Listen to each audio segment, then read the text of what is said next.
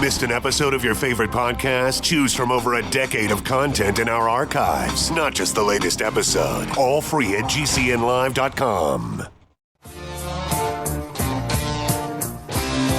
This is your call to action. Get prepared, America. Economy, survival, energy, disasters. This is USAPrepares.com. Informative radio, educational radio. Interact now by emailing instructor@USAPrepares.com or text at 434-390-7953. Class, please take your seats.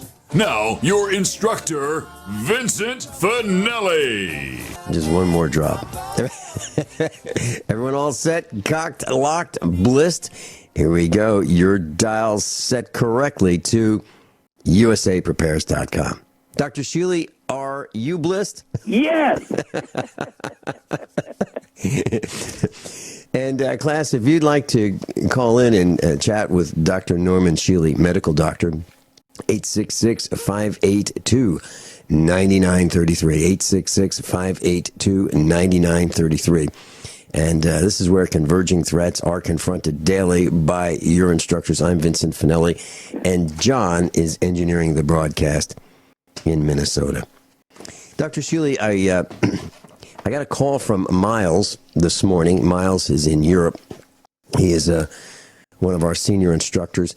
And Dr. Shealy, you, of course, are a senior instructor. And he said he wanted to call in and chat with us. And I said, that'd be great. So we're expecting his call.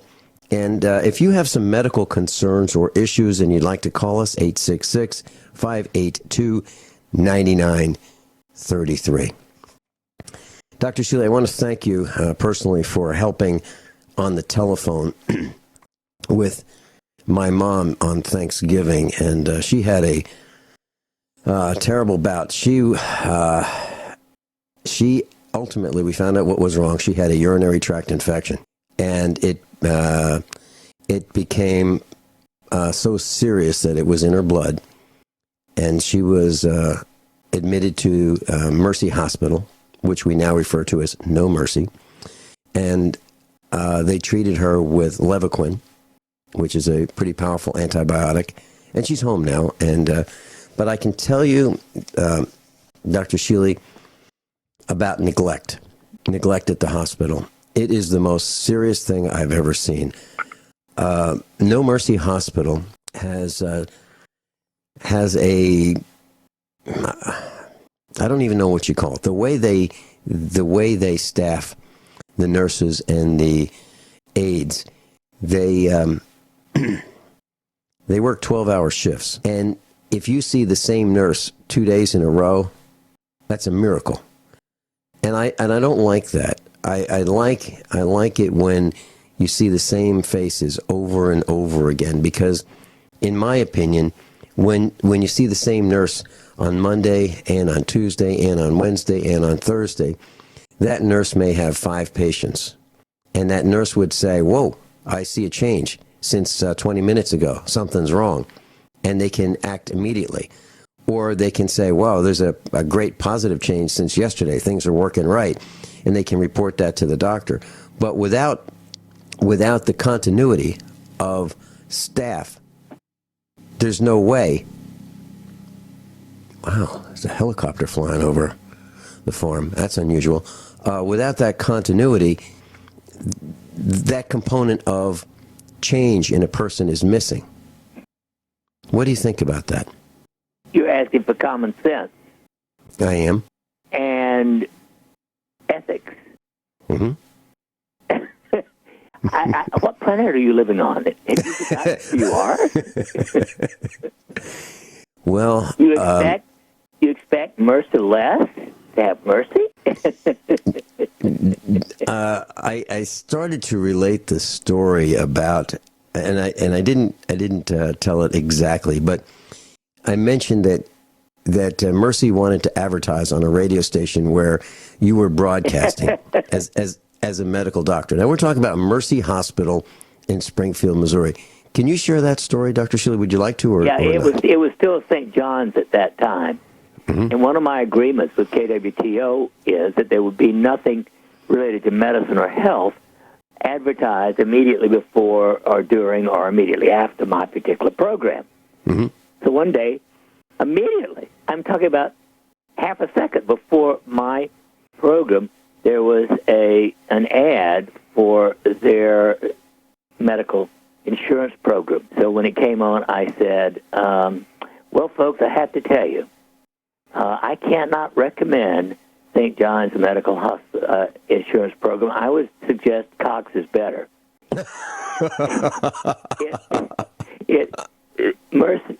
St. John stopped $60,000 of ads on KWTO. And there have been no more medical or health ads immediately around my program. Well, it's and it only took one advertisement showing up for you to do that? Wow. Okay. Well, I was accused of having a very short fuse. And when I was broadcasting on KWTO, I followed your broadcast. And by the way, that's how Dr. Shealy and I met. And so I said there was a coin company that was advertising. Well, here's what happened. The first day I was broadcasting, my very first day, I was in the studio, and there was a commercial for erectile dysfunction. First break. Be prepared. And I took my headphones off, and I was stomping around the studio like, who approved that? How did that commercial get on my show? And I was livid, absolutely livid. The engineer's looking at me like, what's with you? And so after the broadcast, I went into the front office and I said, hey, who approved this? What's going on? And they said, like, who are you? You just got here. Who are you to make these demands about what kind of commercials run on your broadcast? And so that was the last time that they ran that commercial. And then they had another commercial for a storage shed company. And in my opinion, it was not very well done. And it was the equivalent of a 6-year-old talking about, storage sheds. And I said, I don't mind the storage shed commercial, but I do mind the way it was produced, and it's not professional, and I want it done right if it's going to be on my show, or it can't be. They said, you don't understand, this guy's been advertising for years. I said, it's not my concern how long he's been advertising. If he's going to be advertising on my show, I want it done right. And so ultimately they fixed that. But later on, they asked me about this coin company. They wanted to advertise this particular coin company, and I said, absolutely not. I know the guy who owns it. I am not comfortable with him. I do not want that. I do not want my listeners thinking that I endorse that particular company. Oh, you missed the golden opportunity. No, actually, I didn't. I'm teasing. So here's what happened. The first time I heard it, I called the front office and I said, look, that's not going to work. And if you do it again, I am going to be likely to talk about it. Second time, third time, fourth time. The fifth time it happened, I told him every time, don't do it. And the senior sales guy said, hey, Vinny, come on. They're such a great advertiser. It's a great fit for your program. You like gold and silver, and they are in the gold and silver business and be a wonderful fit. Please, please, please. And I said, absolutely not, because I know the guy. I know the owner, and I'm not going to recommend him. And so on the fifth time that it happened, I said, that's it. That's it. Look, I don't recommend, I don't support, I don't endorse doing business with this company. I do not want them advertising on my show. I've mentioned it to the front office, and I don't know why it's advertising, but I am not recommending this company. That was one of the, between that, my giving out the phone number for Greg Burris, the city manager, talking about the Chinese factory outlet, and the Baptist church that called the police on me twice with the assistance of a local talk show host in Springfield, Missouri. Those things got me in the front office, and I got what's called the Velvet Hammer. The Velvet Hammer is, hey, Vinny, we love you. They love you. We love you. They love you. Everybody loves you. You're doing great. Hey, you know what? If if you talk about these things, that'd be wonderful. Like who's got the best hamburgers in Springfield, and if you talk about donuts and things like that, that's great radio. And by the way, it'd be good if you didn't talk about Ridgecrest Baptist Church. It'd be good if you didn't talk about the Chinese factory outlet, Walmart. It'd be good if you didn't talk about that coin company. And I thought it was just a suggestion.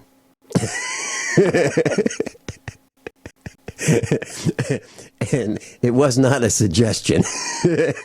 So if you're wondering why they don't even remember who I am over there at that radio station, even the owner would come to see me every time I went on the air in the studio. He'd come over and he'd say, "Who are you going to complain about today?"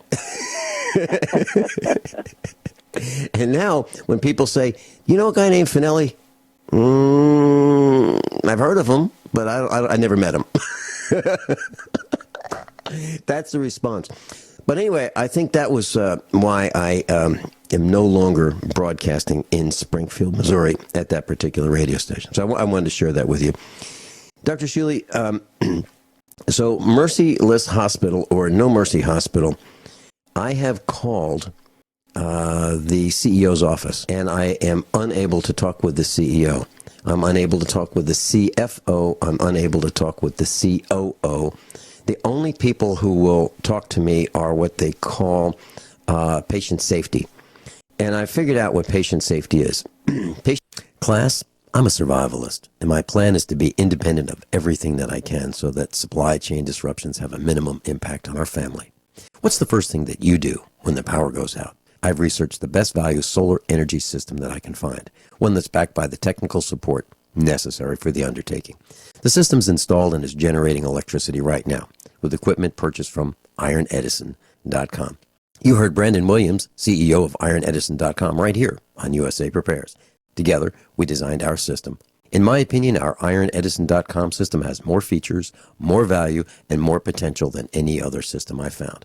We chose the Snyder Electric system with a hybrid inverter, charge controller, power panel, battery disconnect, and the system control panel. If you want energy independence, as we have, please consider calling the engineering team at ironedison.com, 720-432-6433, 720-432-6433. We're live. Oh, jeez. Class, I was sitting in the studio 15 minutes early, and I've got two atomic clocks here. Rich Scheben's with me. Rich, you've been in the studio. I've got two atomic clocks. One's digital and one is analog. And I really don't like the digital one. But so the display blanked out on it. I thought, no big deal. I don't need that digital one. I don't like it anyway. I like the analog clock. It's a clock like you used to have in the 1950s and 60s in the school classrooms. This great big, 14-inch diameter maybe clock with the red second hand, and it's perfect. I really like it. And it's clicking away, and I can see the second hand moving. And I've got 15 minutes to go. I look up a minute later. I've got 15 minutes to go. I look up a minute later, I've got 15 minutes to go. And I thought, whoa, what? I look at the computer clock, and it says 9:09. I missed it. So I got on the phone, I called our engineer, Kyle, and I said, I'm looking at the atomic clock, and it's stuck. So one of them, the display blanks out. It's one of those LCD liquid crystal display clocks. The display blanked out. The other one, no, my fail-safe, that one, battery's dead. So I did not have the correct time. So I'm just preparing my notes, and I missed the opening of the show, the broadcast class. So that's what happened, class. So Rich is patiently waiting in queue, and I'm off thinking that I've got 15 minutes to go. And so can we depend on some of these electronics? Sometimes we can. And here's what happens when you do, and battery fails. So I've got a redundancy. I have a digital one, which is completely different manufacturer from the analog one. They sit on the same wall. I can look at them right across the monitors. There they are. And so that's what happened. So what Kyle did, Kyle, our engineer at GCN, he fired up a broadcast in queue, a rerun with Dr. Norm Shealy for the first segment. And so that's why the first segment does not match with the current live broadcast. that you're hearing right now. It's all my fault. All my fault because, I don't change batteries before they quit. And probably I should go around testing all the batteries in our house, for smoke backup, smoke detector backup, and so forth. But I haven't done that, so it's my fault. There you have it, Rich. Hey, welcome, Rich Scheben. Well, thank you, Vince. I asked Kyle if while he was looking for you, I gave him your personal number, and I said, Kyle, would you like me to entertain the listeners by singing a few songs? And he goes, well, how do you sing? What do you sound like? I said, well, I live in Montana for a reason because I sound like a wounded moose pulling his foot out of the mud when I sing. He said, hold on, I'm going to put you on hold. It's an emergency broadcast. I'm going to see if I can find Finelli. Well, you know what the funny part was about this? When he actually did the rebroadcast, and you and Dr. Norm Shealy were talking about things, half of his broadcast was you talking about erectile dysfunction. And I guess this is one of the reasons why I always say life is up and life is down. I mean, it was the funniest thing in the whole world. I mean, you could not make this stuff up. Well, okay, that was probably one of my early broadcasts in Springfield, Missouri, when I started broadcasting. Yes, that was and I'm in the studio, and I'm brand new, and I don't know how this works, and I'm nervous, and my knees are knocking. And then I hear this commercial, and it just frosted me. It's like, who put this on? It makes no sense to me. And then they had this child, this 6-year-old sounding child, doing a commercial, and I'm sure the owner of the company, it was either his daughter or his granddaughter. He was really, really proud of this 6-year-old, but it's terrible, terrible commercial, in my opinion. And so day number one, I'm having a problem with the radio station, and they're thinking, this guy just got here. Who does he think he is? So I had, my standards were a little different from theirs, but ultimately they won. Their standards prevailed, and I was removed. And the funny thing is, they have no idea who I am. I've only been there 2 years. We were their highest-rated broadcast, according to their engineer, and yet they don't remember who we are. And it's interesting. Every once in a while, just for my own amusement, I will send the senior vice president of the radio station an email saying, hey, if you're interested in getting your ratings back, give me a call. And they never respond. Rich Scheben, offgridmontana.com. We're going to be right back. We're going to be talking about what happened, cryptocurrencies, the current economic condition, how we got there, and whose fault it is. Rich is with us on Mondays. John Regan is taking some time off. He's writing, and that's Rich Scheben's with us. John Regan is taking some time off, and he is regaining his strength and his health. And he'll be back with us from time to time as he gets stronger, and he continues to want to be on the air with us. So that's Captain John Regan. And please, if you're inclined to pray, class, please keep John Regan and his wife Becky in your prayers as they continue to regain their health. Rich Scheben, one man's journey off the grid. You live in Montana. Your book is been available for quite a while. If you go to the website Off Grid Montana, it's One New York Man's Journey to Off Grid Living in Montana. You live off the grid. You live in your cabin. You hunt, fish. You prepare your own food. You hunt for food, and you live the American dream. Mm-hmm. Absolutely. Yeah, it's been a lot of fun. I've helped a lot of people. I've given thousands of tours through my property, everything from edible and medicinal plants to gardening and you name it, alternative energy, and just trying to be more self-sufficient and control one's own destiny. And that's where things are getting a lot tougher for the bottom 93% of Americans with all this political correctness and corruption, manipulation, fascism, you name it, we got it. And it's putting its toll on the American people. So I try to give ideas and solutions to people to think outside the box and not live the cookie-cutter, follower, politically correct mentality that's keeping people down, Vince. Mm-hmm. No, I totally agree with you. Where would you like to start today, Rich?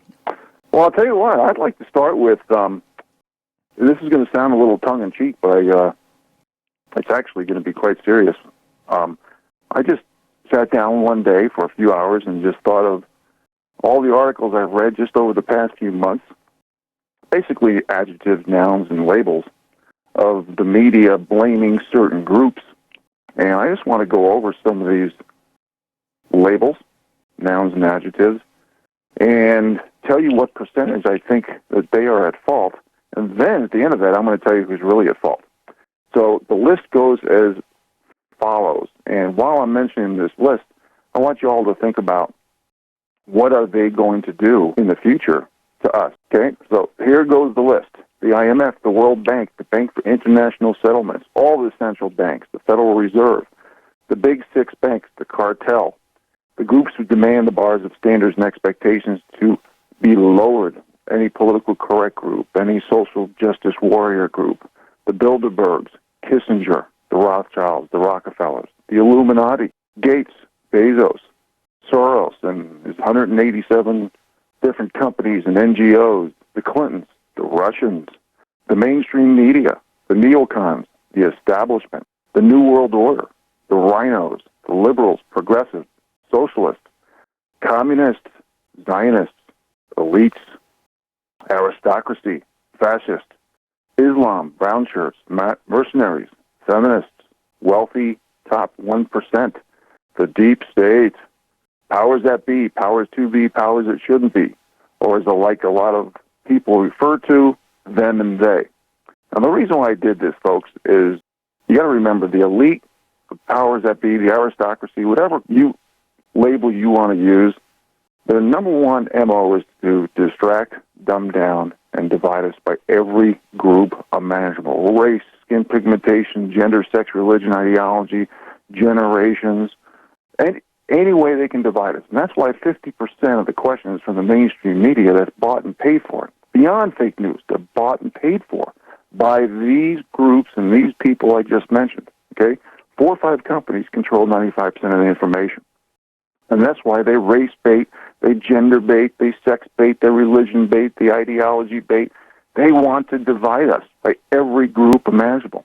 Now, you're going to be shocked when I tell you what percentage I feel these groups are to blame for the demise of the middle class, loss of culture, traditions, and heritage.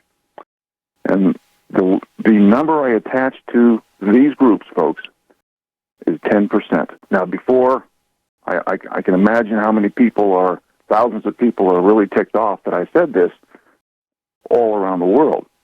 But this is who gets 90% of the blame. It's us. It's the silent majority. It's the people who are responsible for lowering the bars of standards and expectations in the groups. It's the people in the groups who are allowing for different set of rules, laws, and accountabilities based on what group you're in. Group identity politics is their number one weapon or arrow in their quiver under their playbook. The fear of the consequences of being politically incorrect. In other words, telling the truth. If you don't tell the truth, then all you're doing is being politically correct because you don't want to insult certain groups, which is the narrative, the meme, the theme, the talking points, transferred from the elites through the mainstream media as a tool. Then what's the sense in talking, communicating, listening, going to school, bettering yourself? Trying to be good at your job or what you do. Nothing matters. Basically what we have, folks, is we have a war, or a coup, if you will, against the right of the people to govern ourselves. If you want to continue to live in the land of the free and the home of the brave, we must all do some reading, do some research, and grab a microphone. The days or years of small talk and talking about the weather only is gone, unless you want to lose every ounce of sovereignty that has been given to us by the millions of combat soldiers who gave their life for this country. Usually wars that were started by the big elite bankers and the hierarchy of the military-industrial complex. So if you want to give them satisfaction to continue to rule you, and you don't help try to read, research, and motivate others, then everything that we've worked for, every ounce of culture, heritage, tradition, the Bill of Rights, the Constitution, freedom of speech, ability to protect yourself with the Second Amendment, everything will be gone real soon. And I realize there is a wake-up, and that's one of the reasons that Donald Trump got elected. And speaking of Trump, I just want to mention a couple things. This guy took $1 salary, $1. $1 freaking dollar. He's a multi-billionaire. He put himself and his family's safety on the line for the average person. He's eliminated the TPP. He's eliminated the Paris climate change hoax agreement. He's fighting for the little people. He's not perfect, but you got to remember for what he's accomplished, he's done a pretty good job for the lack of synergy that he has around him, and the leakers in the White House, and all the treasonous espionage and sedition that he has working around him. He's done a pretty decent job, and I think we need to support him. But most of all, we need to support our country. It has to be done from the bottom up and not the top down. And don't let, when these elites use these terms that we use, like bottom up, like when you hear Bloomberg or some multi-gazillionaire saying this, it's not bottom up, that's top down. In fact, I got an article here in front of me, folks. It's on goldsilver.com. It's about the Bilderberg meeting that's going on right now. Bilderberg, the most secretive conference, is out of touch as ever. They're not out of touch, folks. This is their plan. They use Hegelian dialect, professional wordsmithing, media propaganda to control the people. They don't want you to control your own destiny. They want to cultivate followers, not thinkers. And we need to be independent thinkers. Don't believe anything that Vince says, that I say, that anybody says. Go read and research and look this stuff up yourself. 50% of the stuff that you read, I read a lot on finance and economy, 50% is a psyop. 50%, someone's trying to sell you something, a service or a product, and most of all, they're trying to make you think a certain way so you invest a certain way. And in this article I just referred to from the Bilderberg Group, the third article down says, why is populism growing? There's a question mark there. I hate the term populism. What it really means is the fact that populism is the bottom 93% of America who have lost the ability to control their own destiny in every aspect of life, financial, economic, social, and political. And that's why we need to discuss all four of those topics and use those rationale evenly, even if we're discussing financial and economic situations. Because the powers that be do not want the masses to wake up. They are literally making everything political with these politically correct buzzwords like equality, fairness, tolerance, diversity. And then if you don't toe the line, they give you more of these politically correct buzzwords, like they call you extremist, controversial, racist, bigot, sexist, misogynist, homophobe, conspiracy theorist, intolerant, violent, hater. This is all part of the plan. Okay? So populism is really what the bottom 93% are trying to do, and that is control their own destiny. And if you think you're living in the land of the free right now and you can't even buy a food that's labeled GMO or not, when the Monsantos of the world are trying to control everything from seed companies to processed food, we're in trouble, folks. Okay? It's not just heart disease, but cancer and dementia, Alzheimer's. They're fighting for first place right now for death rates. I mean, we're in big trouble. So it's time for everybody to read, research, think independently, and most of all, grab a microphone, however you feel is necessary, however you want to do it, whether you write a book, go on a radio station, give talks, or you can be in the back room somewhere on your computer and shuffling stories and sending them out to, places like USA Prepares, and we'll get it on the air. However you do it, we have to step up. Vince? Just as you were saying that, I'm watching the statistics of our connection, and I got disconnected for about a second or two. It looks like it's stabilized, and I'm back. I've got a couple comments when we come back. Rich Sheben's with us, offgridmontana.com. Rich Sheben's with us.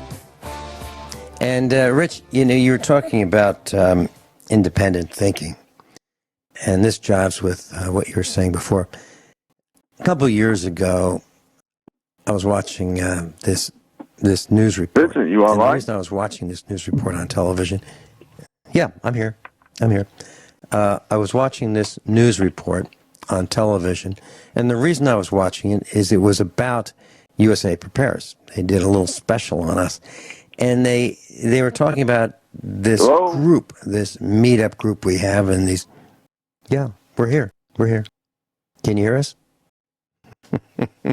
Looks, from what I can tell, can you hear us now, Rich? You should. Yeah, I'm having some problems here at the studio. My end, I've got some frame loss, but it looks like it's somewhat stable. Anyway, they did this television station did this little special report on USA Prepares and our meetup group, and they talked about Vincent Finelli and his followers, and it really made me angry. And I responded the very next day on the air with, no, these are not Vincent Finelli's followers. This is a group of individuals who are independent thinkers. However, they've come to the same or very similar conclusions, and they agree on a lot of items and a lot of topics, and they're going in the same direction, but they're not followers. They're independent thinkers. I believe that's what you were talking about. We need to be independent thinkers. Is that right? Vincent, I believe it or not, I lost you except for the last 5 seconds, I lost you for about 2.5, 3 minutes. I was cut out. Okay. All right. You can hear me now, okay, right? I can, yeah. I don't know what's going on, okay. But okay. This happened to you in the last segment. Maybe you've made some new friends. Oh, I'm sure I have. Okay, maybe you've made some new friends, and I'm sure I have. And they're interested in. Okay, well, let me say it again. So there was a television station who did a special report on USA Prepares, and they talked about in this like a 3-minute news report about how Finelli and his followers. They mentioned Finelli and his followers, and I took exception to that, and I went on the air the next day and talked about how the people who come to the meetups and the expo and so forth are not followers. And they're independent thinkers, and they just happen to be going the same direction. And that was my thought. And that is in concert with what you were talking about, being an independent thinker, acting for yourselves, ferreting out the truth, ferreting out the news from the fake news. And in that same line of thinking, there is a post on the internet right now, and it says, shock video. CNN creates fake news in London following terror attacks, stages anti-ISIS Muslim protesters. And it says a video released a day after the Islamic terror attacks in London show a CNN crew staging a scene with Muslims holding up signs saying ISIS will lose. So they manufactured this little protest. They say, hey, all you guys over here, let me give you, hold up, here are the signs. We'll provide the signs. Here you go. I'm using my deductive reasoning to figure out how this happened. I believe that the signs were provided by the crew that wanted to stage this little protest. So CNN is manufacturing news. Absolutely. And if they have a real tight shot, it may look like, there's like 100 or so protesters when there's like 12. Mm-hmm. Absolutely, Vince. In fact, this was on my list and to talk about today. Yeah. Yeah. What they're doing is they're... And it says... Go ahead. Rich, we have some technical difficulties. I'm looking at a 2,000 millisecond delay, and here's what that means. 1,000 milliseconds is a second. So I'm looking at a 2-second delay between me on the microphone and Genesis Communications Network, and then there's a delay from you to Genesis. So we might be, in the neighborhood of 3 seconds. So it's going to be a little difficult. So we'll just have to be a little extra cautious with when we speak, and assuming that this delay will continue. I'm going to reconnect during the top of the hour news and commercial announcements, and we'll see if we can get this straightened out. Rich Sheben's with us, offgridmontana.com. We'll continue this discussion when we come back. Everyone all set, cocked, locked, hour number 2 of USA Prepares. I'm Vin Finelli. Rich Sheben's with us. Hey, Rich, I wanted to share something with you, a little off topic today.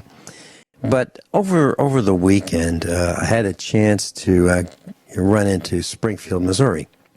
And I ran into a guy, and we were talking, and I mentioned on the air, and I mentioned this off the air to you, how the state of Missouri had been attacking us for what they believed was uncollected sales tax.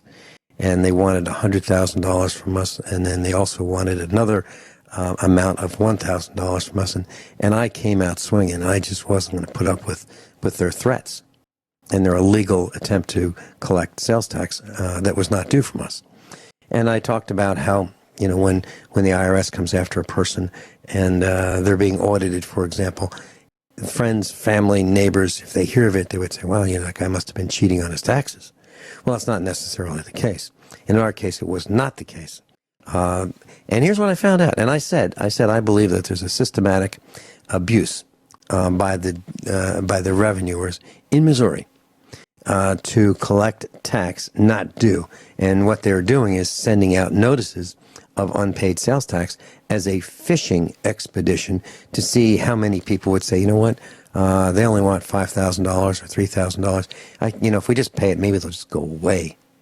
Okay, and I believe that was what their MO was.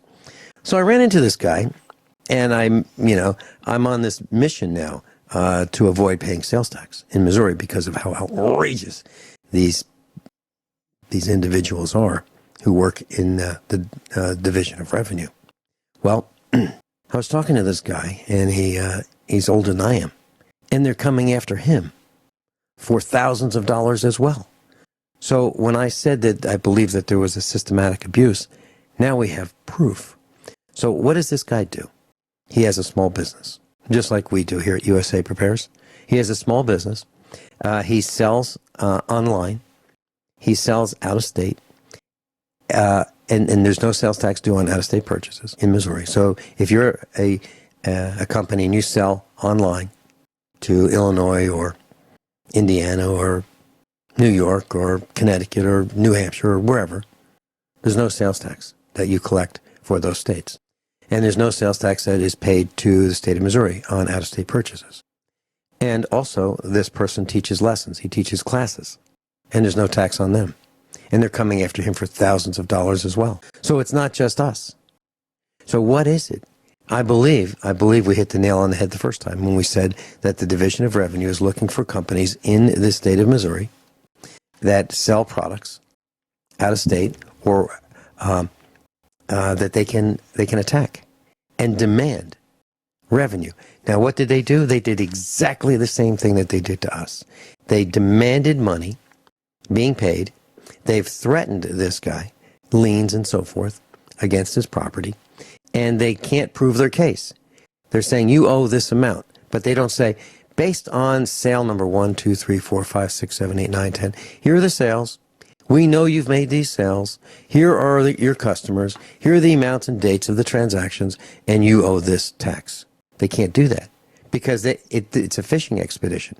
They're just sending out that you owe X thousands of dollars, pay it on or before this date, or it will escalate. That's what they do.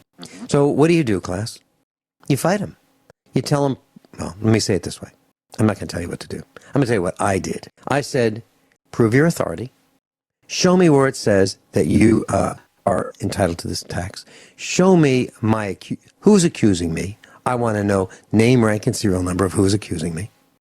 I want to know the exact transactions that you're alleging that we made that comprise this tax. I want to know the algorithm that is used to formulate the tax due, the penalty, alleged penalty due, the alleged tax due, and the alleged interest due. And I want to know who's going to be using this information and how it will be used against me, and if it will be used against me.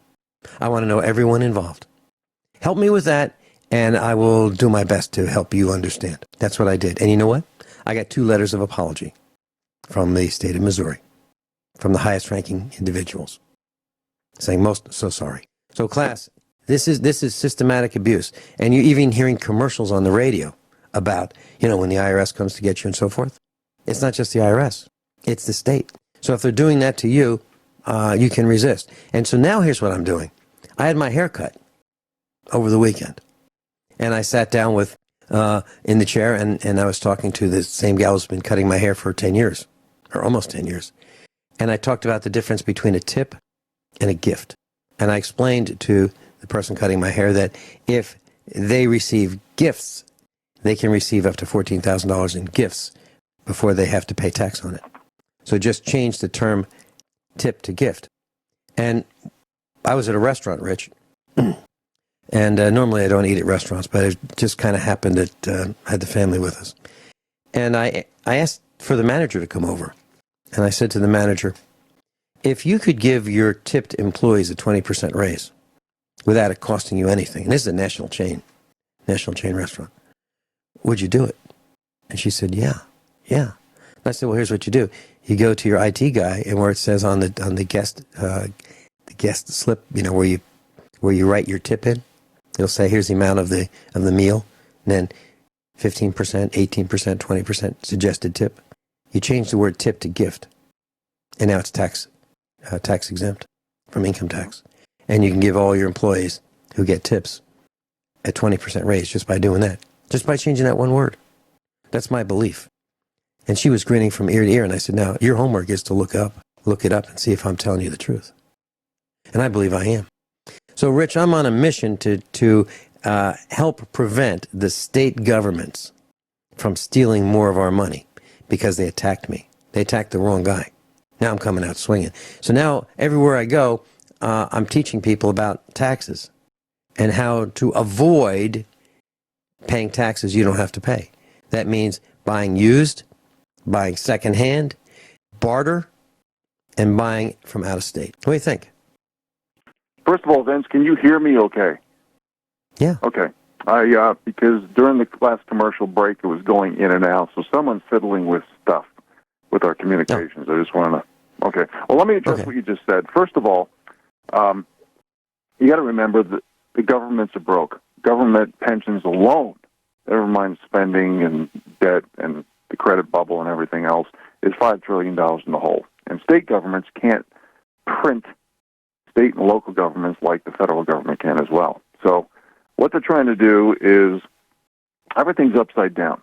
Basically, if you toe the narrative line, the establishment is going to give all victim groups the ability to not just play the victim card, but also be the bullies, but at the same time. They're protected by the elites. And I think a really good example is that red-headed comedian gal that pretended to decapitate President Trump. Here she is doing something that if you or I did something to President Obama, we'd not only be in jail, but we'd be fined.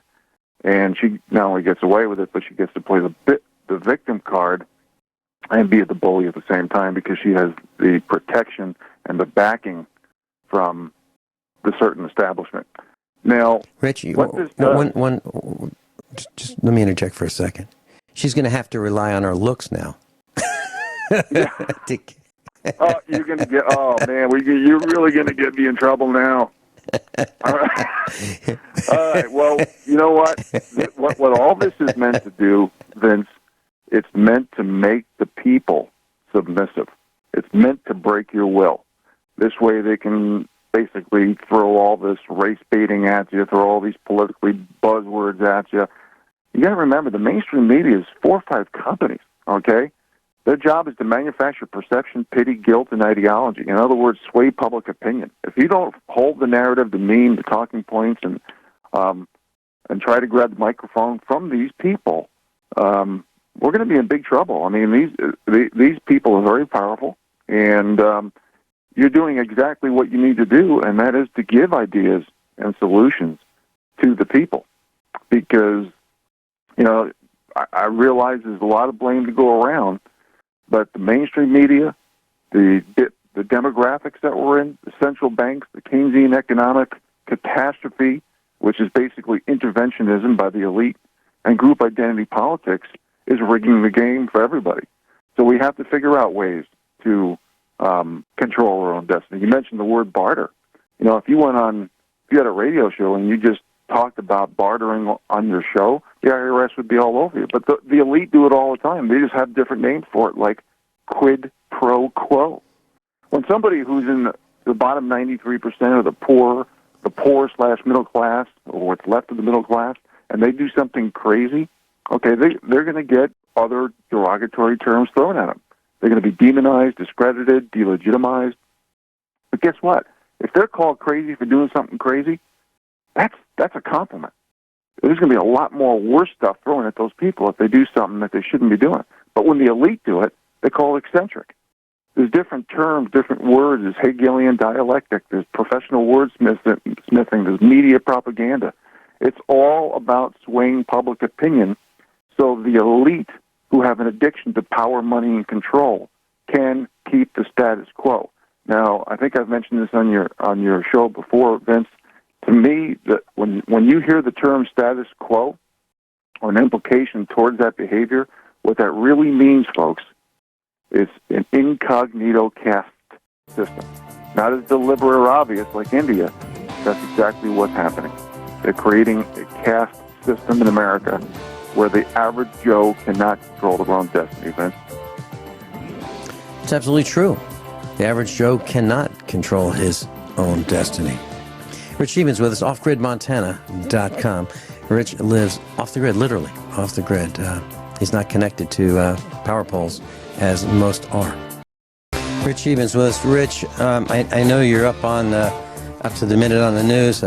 There's a story that is germane to what we're talking about right now, and it's on the dailynews.com. 75% of black California boys don't meet state reading standards. I read at least 6, 7, 8 times a day the news.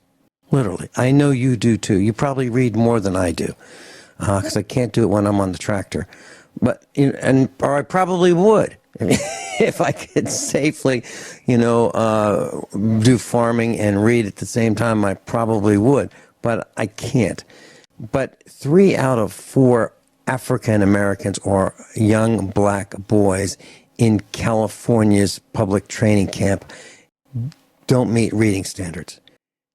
That's indicative of one of the reasons why we have the problems we have. People who don't read don't have the imaginations, don't have the in my opinion, the ability to think in complex terms. If you don't read, you can't expand your lexicon, and you can't think in grand terms. And so a lack of understanding of what's happening seems to be one of the reasons why we're having so many problems we're having. There's lashing out, this beating of innocent people, this caning of, walking down the sidewalk and just seeing some old guy pushing his shopping cart and just whack him with a cane. I mean, that's the kind of stuff young people are doing today. It's out of control, and I believe a lot of it has to do with our educational system, or the lack of education in our educational system. Mm-hmm. Any thoughts? Absolutely. First of all, I'll start. I agree with you 100%, and I did read that article this morning. And I will start with the fact that President Obama doubled black unemployment. And I can give a lot more statistics and evidence to show that this is by design. When the powers that be purposely create a different set of rules, laws, and accountability with group identity politics, which is their home run pitch, and you lower the bars of standards and expectations, it's purposely set in motion to insult the work ethic, the ability, and the intelligence of everybody shoved in these groups, which degrades and disrespects the group, because you don't empower a nation or any group by lowering the bars of standards and expectations. And that's what's happened. And that's why they throw these politically correct buzzwords at you that's been hijacked by definition. So they continue to demonize, discredit, and delegitimize if you go against their particular narrative, and then they call you a racist, bigot, sexist, misogynist, homophobe, conspiracy theorist, etc. And this is how we lose. They normalize everything and put everything else on the chopping block like the middle class. They don't want synergy. They want infighting. They want chaos. This is by demand. This has to happen in order for the elite to control the situation. In fact, I'll just give you another example. It's a little semi-off tangent, but it's in the same context. On my website, I basically put under news and radio, which over the last 4 years I've been rotating about every 5 or 10 shows. I throw it on my website so people can listen. I don't do that anymore. Starting March, I found out that I'll just read what I wrote. Please be aware that I will continue to do radio/TV shows, but will no longer continue to add them to my website because they are being censored and even audibly changing the words, phrases, or deleting segments of shows. We are living in a real live, virtual reality, politically correct Twilight Zone episode diluted by censorship and surveillance. And on the recent book reviews on the right, I can't tell you, this one gal tried to give me a 5-star review a long time ago, and Amazon kept kicking her off.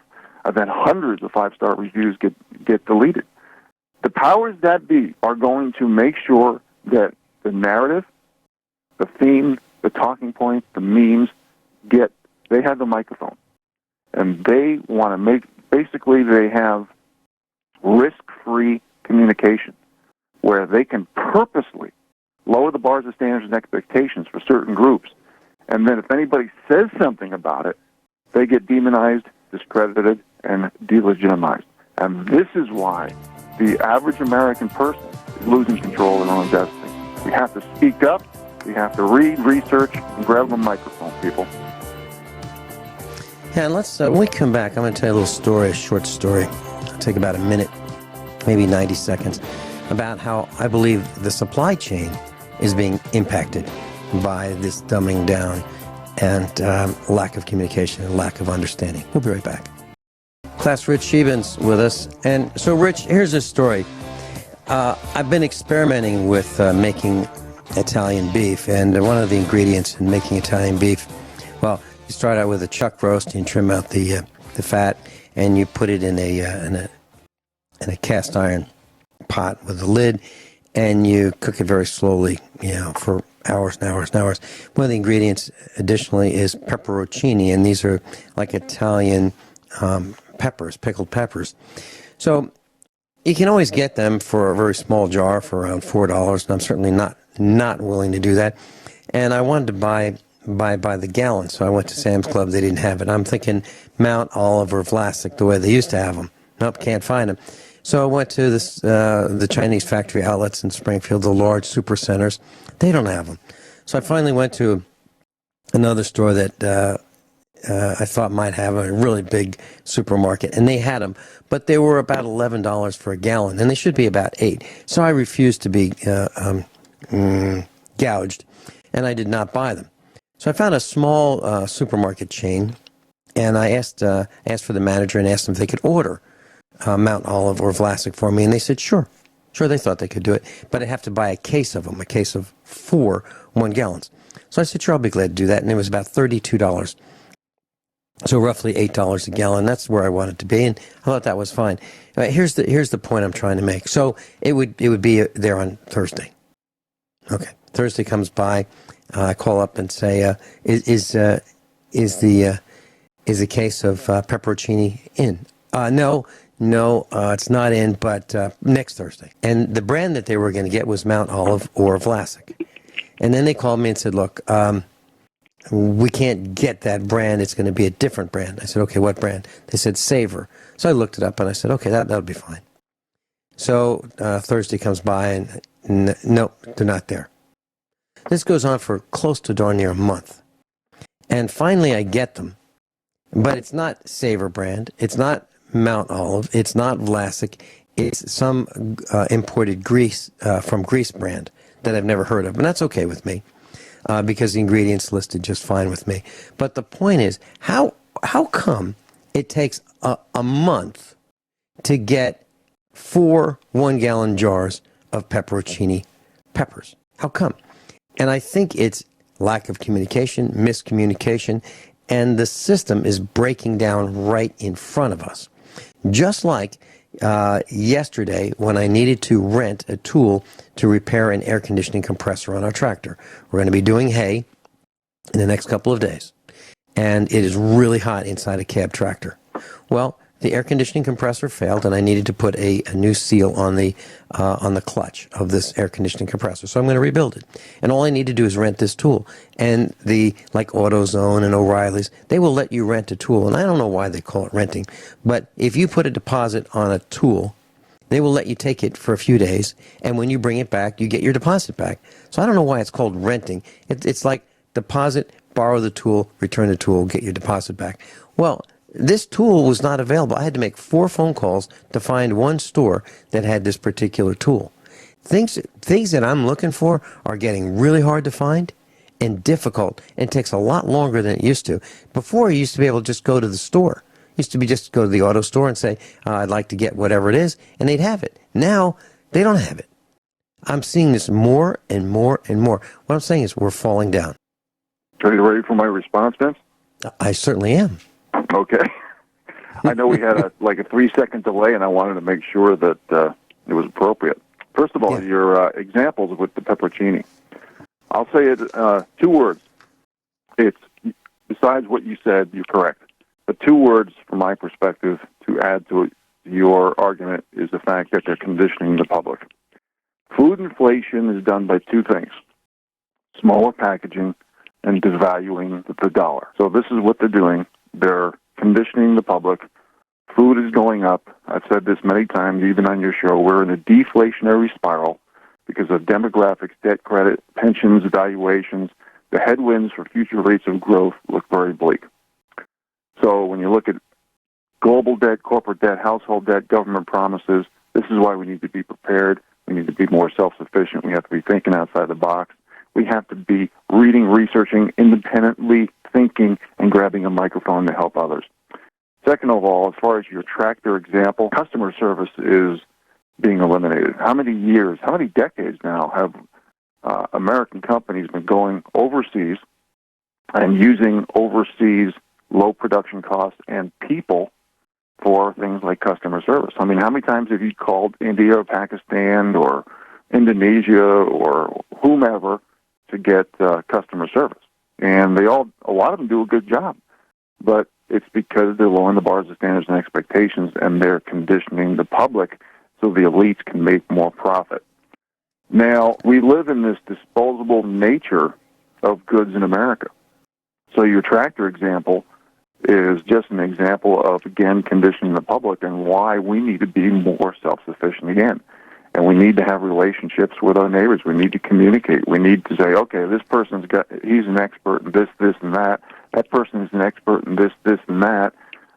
That's what we need to do. We need to farm our resources of our people, of true Americans who are willing to help others. And that's one of the reasons why I wrote the book. I do the radio shows and TV shows and all this stuff.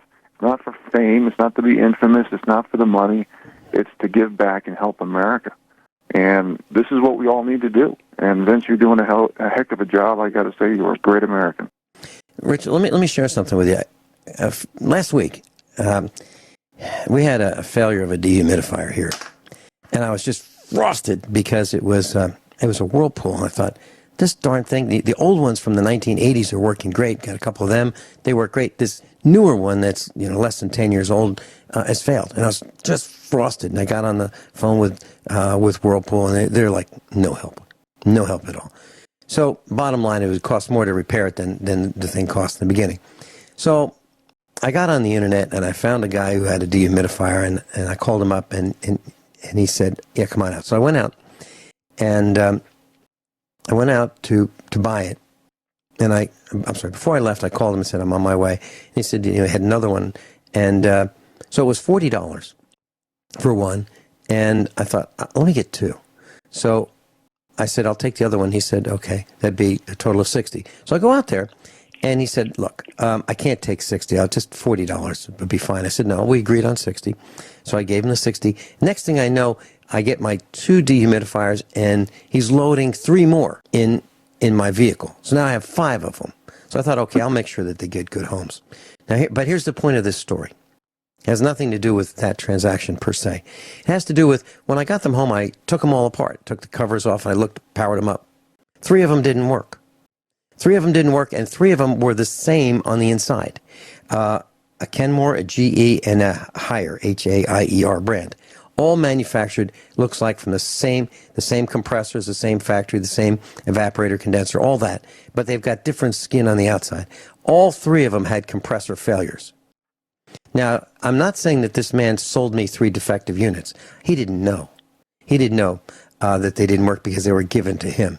What I am saying is, you talked about overseas production support and so forth. What I'm saying is General Electric, Kenmore, and Haier, these 3 brand names on these 3 different looking, same vintage, but different looking dehumidifiers, I believe all came from the same factory. The same factory that produced about 4 million defective, and I'm not exaggerating, 4 million defective dehumidifiers. So class, look up, if you've got dehumidifier, it doesn't work, look up dehumidifier recall, and you'll see that what I'm telling you is true. What I'm saying is that we have outsourced our production of just dehumidifiers, for this particular example. Crappy, poorly made, shoddily crafted, with labels like Kenmore, General Electric. Haier, I know, that's a crappy label anyway, but, and I hope they sue us, and I'll prove to them that that'd be great if they sued us. It'd be wonderful that they make crappy products, because I have 2 of them and they're both trash. We have allowed into our homes lousy products with labels that we used to think were good, like a Kenmore. If you had a Kenmore, it was okay. It was, middle of the road, durable. I'm talking like 1970s vintage Kenmore. It was good stuff. Kenmore refrigerator, made by one of the big refrigerator manufacturers. Now you have no idea. You have no idea whether it's good or junk. You don't know, because they've compromised their ethics and morals and quality and concern for the customers. It's anything for a buck. It's sell out the customers. The customers are not the reason why Sears is in business. How do I know? The store manager of one of the Sears stores told me that we're not in business for the customers. We work for the shareholders. Really? They work for the shareholders. So we're buying products that the shareholders are demanding maximum return on investment, right? Isn't that what shareholders want? They want maximum return. Maximum return means either they're in it for the short run, and they're going to take advantage of the customers. I can't think of anything else they could do to maximize profits for the short run. Long run, you can see what happens. Who goes to Sears anymore? Why would anybody go to Sears? Why would you go to Sears? Because you think they're going to be around tomorrow? I don't think they are. Of course, I'm exaggerating. I don't mean tomorrow, but I mean in years, I can't imagine Sears sticking around. Why would anybody buy Craftsman from Sears when you can buy the same quality tools made in the same countries, probably in the same factories, at Harbor Freight for half the price? Why would you do that? I'm just, Rich, what you're hearing is the frustration in my voice that we have allowed a few individuals at the top to control our destiny. And these are the people that are making millions and millions, if not billions, of dollars on the backs of the bottom 93%. Mm-hmm.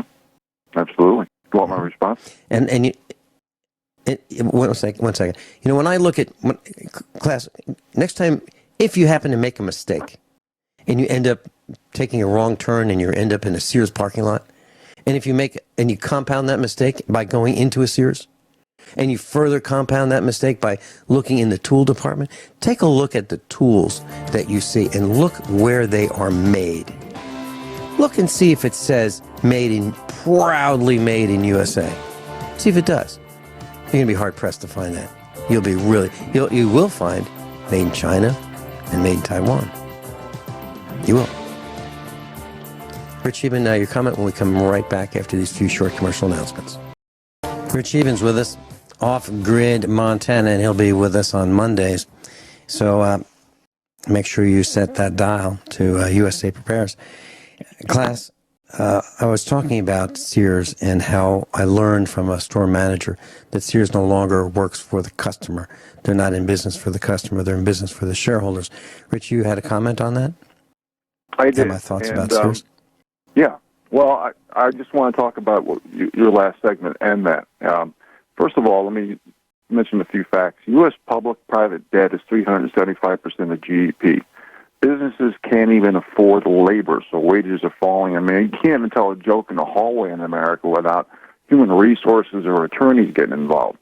So outsourcing is going to be pretty obvious in America. Now, just bear with me here. I just want to connect a few dots. And that's one of the reasons I say that There's a coup on the bottom 93% to govern themselves. And that's one of the other reasons why robotics, automation, and artificial intelligence is going to take tens of millions of jobs in the near future. I mean, look, every book is cooked in America. I don't know how the powers that be can say that we have unemployment under 5% when we have 100 million people out at work and can't even find freaking jobs. It's ridiculous. We are really living in a virtual reality Twilight Zone episode. Now, when you look at interest rates, and bear with me, I'm connecting a few dots here. That's a function of growth, wages, and inflation. Growth and wages are dropping like a rock in America, okay? Inflation has been exported for the purpose of low-cost producing countries and people. In other words, quality is going down and profits are going up for the wealthy. And that's basically what you were saying. So when you look at a lot of these numbers and a lot of these facts, the repercussions on the American people, especially the bottom 93%, is going to be devastating. Vince? Yeah, you're right. And one of the things that we bring to this classroom, this broadcast classroom, is our observations. So when I see things that bother me, I say them. And one of the things that I've noticed is things are becoming unaffordable. For example, this little job that I'm doing to rebuild a compressor, just a seal kit on a compressor, a General Motors, it's called an A6. It was a compressor for a General Motors car. It happened to be on our John Deere tractor. It's from the 1980s. The compressor seal rebuilding kit cost me about $20. If I wanted to have John Deere fix this compressor, by the time they were done with me, it would be about $1,500, and they would not rebuild the seal. They would put on a new compressor or a remanufactured compressor. They wouldn't fix it at my farm. They would come with their truck and trailer. They would haul it over there. There'd be hours of labor at over $100 an hour, parts and sales tax. By the time they're done and brought it back to me, it'd be $1,500 to repair the air conditioning system. It's unaffordable. We are looking at, well, number one, most people can't fix their own things, whether it be a faucet or hanging a shelf or whatever it is. They can't do it anymore because they've lost the skills. And two, we can't afford it. And number three, we're going to lose the jobs that we used to have to be able to earn the money to pay for these outrageous prices. I see all this happening at the same time. Mm-hmm. Absolutely. And you can go through cost shifting on top of everything. We have a situation where the middle class has been footing the bill not only for the poor, but getting their money confiscated to the wealthy. And I can give examples of that all day long, and a lot of them are very sad. Here's a story on Wall Street. All minimum wage earners combined in the country, $14 billion. Think about this, $14 billion. All these poor people are working their butts off to try to better their life. And the Wall Street bonuses, not regular salaries, was a $30,000 bill to the taxpayers 7 years after they were bailed out by the bottom 93%. Too big to fail, too big to jail. Everything is for the wealthy, protected by the wealthy, by the media, by the aristocracy, to basically create these narratives and themes, not only to protect their wealth, but mostly to make the bottom 93% of the people infight and create chaos amongst ourselves. We are letting the elite poison us against ourselves, people. Yeah. And you can resist, class. You can resist. And one way to resist is to avoid paying taxes that you don't have to pay. Barter. Buy used. Buy online from another state where you don't have to pay taxes. Don't feed the machine. Don't feed the machine. And if the big bad machine comes after you, fight the machine. Or at least consider fighting the machine, as I have. And I won. And it works. Rich Scheben, thanks so much for being with us. Offgridmontana.com.